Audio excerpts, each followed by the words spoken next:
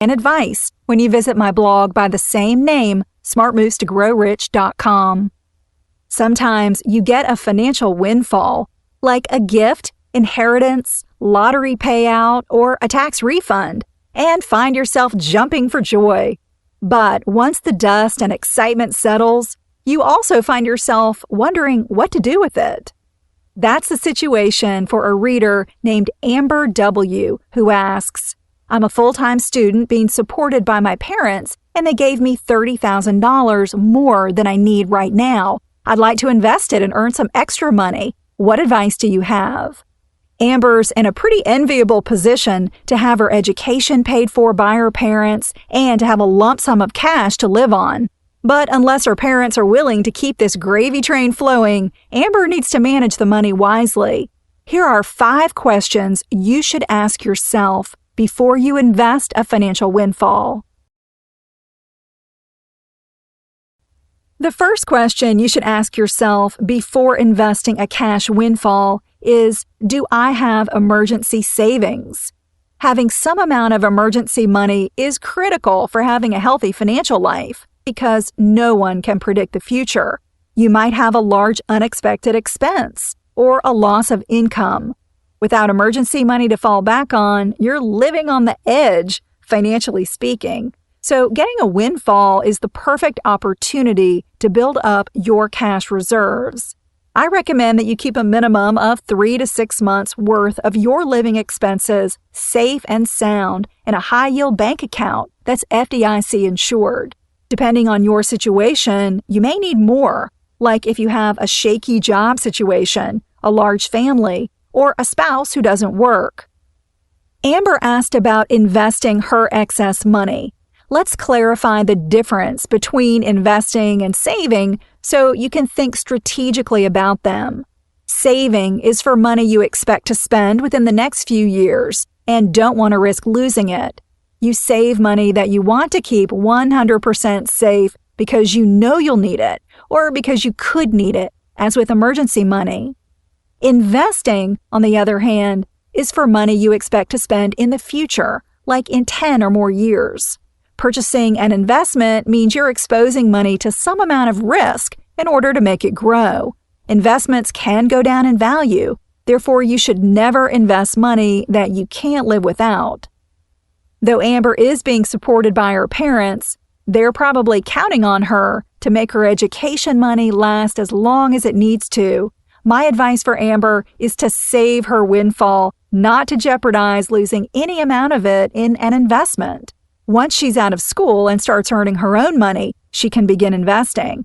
But until then, her job should be to concentrate on her studies and develop a career plan. Question number 2 is, do I have high-interest debt?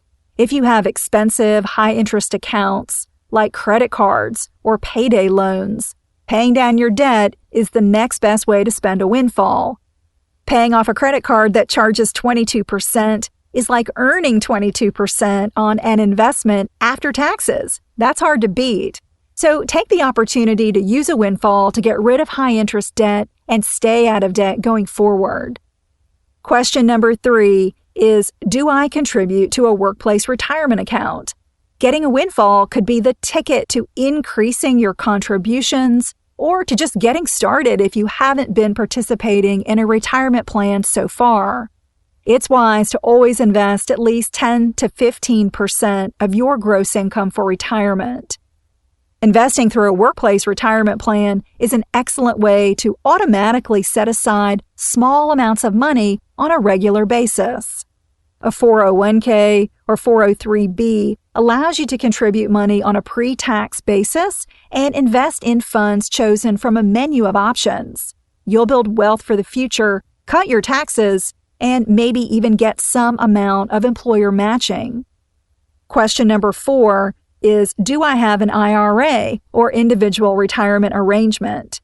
Don't have a job with a retirement plan? Not a problem. If you have some amount of earned income or are married to someone who does, you can contribute to a traditional or a Roth IRA. Even if you do contribute to a retirement plan at work, you can still max out an IRA in the same year, which is a great way to spend a cash windfall. There are annual income limits on who can contribute to a Roth IRA, but there are no income limitations for a traditional IRA. And the fifth question you should ask before investing a windfall is, do I have financial goals? After you've built up your emergency fund, whittled down high-interest debt, and have money flowing into tax-advantaged retirement accounts, start thinking about using a windfall to make your financial goals a reality. Do you want to buy a house? Go to graduate school? Take a trip around the world? Use the same principles that I covered earlier. Save for the short term and invest for the long term. For instance, if you want to buy a car within 6 months or purchase a home within 2 years, don't invest the money because the value could drop at the exact moment you need it. But if your goal is to send young kids to college or to buy a business in 10 years, that's when it makes sense to invest a windfall. Unless you get a huge, life-changing windfall, it's best not to go on a wild spending spree. Instead, use the opportunity to shape up your finances.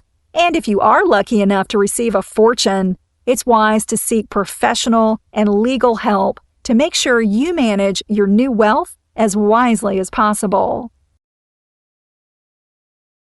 If you have a money question, you can email me at money@quickanddirtytips.com or connect on social media like the Money Girl Facebook page or Twitter. My Twitter name is @LauraAdams, LauraAdams with no space. You'll also find me on Pinterest, Google+, and LinkedIn. I'm glad you're listening. Cha-ching! That's all for now, courtesy of Money Girl, your guide to a richer life.